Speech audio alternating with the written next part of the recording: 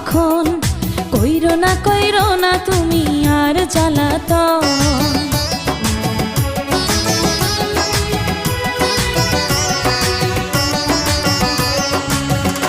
ও এক রজনী না ঘুমালে কি এমন ক্ষতি, সারা জীবন থাকবে বেঁচে মধুর স্মৃতি। তোমায় এত কথা বলার পরেও কি করিলাম, তোমার হাতে ধরি পায়ে পড়ি ও প্রাণের কালা। আর দিও না জ্বালা, আর খেইলো না খেলা।